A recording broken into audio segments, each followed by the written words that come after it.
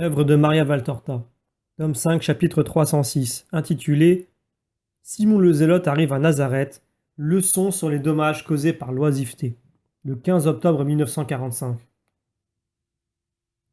Le soir tombe vite en décembre. On allume de bonne heure les lampes et la famille se réunit dans une seule pièce.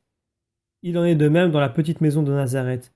Et pendant que les deux femmes travaillent, l'une au métier à tisser et l'autre à la couture, Jésus, assis près de la table avec Jean d'Andorre, parle doucement avec lui pendant que Marziam achève de polir deux coffres posés par terre.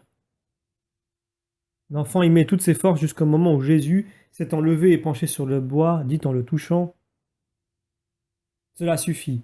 Il est bien poli et nous pourrons le vernir demain. Maintenant, range tout pour que demain nous travaillions encore. »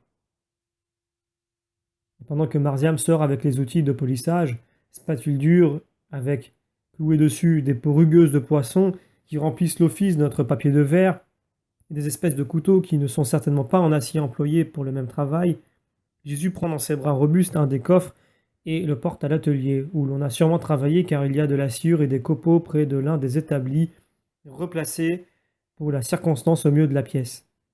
Marziam a remis ses outils en place sur leur support et il est en train de ramasser les copeaux pour les jeter au feu.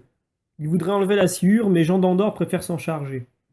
Tout est donc en ordre quand Jésus revient avec le second coffre qu'il place près du premier. Tous trois sont sur le point de sortir quand on entend frapper à la porte de la maison, et tout de suite après, la voix grave de Simon le Zélote fait retentir une salutation profonde adressée à Marie. « Je te salue, Mère de mon Seigneur, et je bénis votre bonté qui me permet d'habiter sous votre toit. » Simon est arrivé. Nous allons connaître la raison de son retard. « Allons, dit Jésus. » Quand ils entrent dans la petite pièce où l'apôtre se trouve avec des femmes, il est en train de déposer un gros paquet qu'il porte sur les épaules. « Paix à toi, Simon. »« Ô maître béni, je suis en retard, n'est-ce pas? Mais j'ai tout fait comme il faut. » Ils s'embrassent, puis Simon reprend son récit. « Je suis allé chez la veuve du menuisier. Tes secours sont très utiles. La vieille mère est très malade, par conséquent, les dépenses augmentent. Le petit menuisier s'ingénie à travailler sur des objets petits comme lui et se souvient toujours de toi.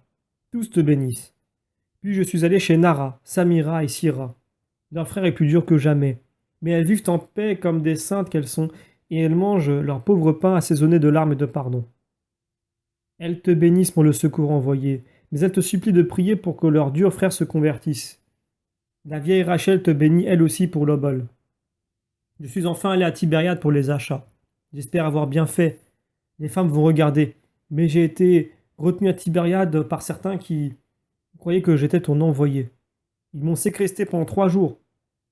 Ah, c'était une prison dorée, si l'on veut, mais tout de même une prison. Ils voulaient savoir plein de choses. J'ai dit la vérité, que tu nous avais tous congédiés et que tu t'étais retiré de ton côté pour le plus fort de l'hiver. Quand ils ont été persuadés que c'était vrai, parce qu'ils sont allés chez Simon, fils de Jonas, et chez Philippe, sans te trouver et sans rien apprendre de plus, ils m'ont laissé partir. Même l'excuse du mauvais temps disparaissait avec ces belles journées. Voilà pourquoi j'ai tardé. Peu importe, nous aurons du temps pour rester ensemble. Je te remercie de tout. Mais regarde avec Syntycha qu'il y a dans le paquet, et dis-moi si cela te paraît suffisant pour ce que tu sais. Pendant que les femmes défont le paquet, Jésus s'assied pour parler avec Simon. Et toi, qu'as-tu fait, maître? J'ai fabriqué 2 coffres pour ne pas rester oisif et parce qu'ils seront utiles. Je me suis promené, j'ai profité de ma maison. Simon le regarde très fixement, mais il ne dit rien. Les exclamations de Marziam qui voit sortir du paquet de la toile, de la laine, des sandales, des voiles et des ceintures font se retourner Jésus et ses 2 compagnons. Marie dit : « Tout va bien, très bien. Nous nous mettrons immédiatement au travail et tout sera bientôt cousu. » L'enfant demande : « Tu te maries, Jésus ? » Tous rient et Jésus demande : « D'où te vient cette idée ? » De ces affaires qui sont pour hommes et pour femmes, et des 2 coffres que tu as faits. C'est pour ton trousseau et celui de l'épouse. Tu me la feras connaître ? Tu veux vraiment connaître mon épouse ? Ah oui, elle sera sûrement belle et bonne. Elle s'appelle comment ? C'est un secret pour le moment, car elle a 2 noms. comme toi qui étais auparavant Yabek puis est devenu Marziam. Et je ne puis les savoir? Pour le moment, non, mais un jour tu les sauras. Tu m'inviteras au mariage? Ce ne sera pas une fête pour les enfants. Je t'inviterai pour la fête nuptiale. Tu seras l'un des invités et des témoins. Cela te va-t-il? Mais dans combien de temps? Un mois? Oh, beaucoup plus. Mais alors pourquoi as-tu travaillé si vite au point de te faire des ampoules aux mains? Elles sont venues parce que je ne travaille plus manuellement. Tu vois, mon enfant, que la l'oisiveté est pénible? Toujours. Quand ensuite on se remet au travail, on souffre doublement parce qu'on est devenu trop délicat. Réfléchis. Si cela nuit pareillement aux mains, quel mal cela fera-t-il à l'âme? Vois-tu, moi ce soir j'ai dû te dire aide-moi, parce que je souffrais tellement que je ne pouvais plus tenir la râpe, alors qu'il y a seulement 2 ans, je travaillais jusqu'à 14 heures par jour sans éprouver de souffrance. C'est la même chose pour celui dont l'ardeur et la volonté s'attiédissent.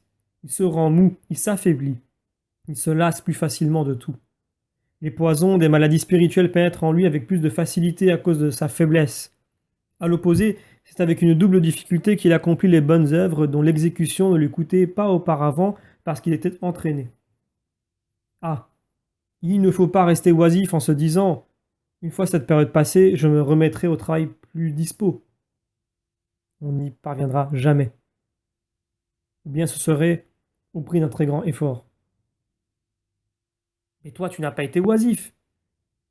Non, j'ai travaillé autrement. Mais tu vois que l'oisiveté de mes mains leur a été nuisible. Et Jésus montre ses paumes rougies avec ça et là des ampoules. Marziam y dépose un baiser en disant ma mère me faisait ça quand j'avais mal, parce que l'amour guérit. Oui, l'amour guérit beaucoup de choses. Eh bien, viens, Simon, tu dormiras dans l'atelier du menuisier.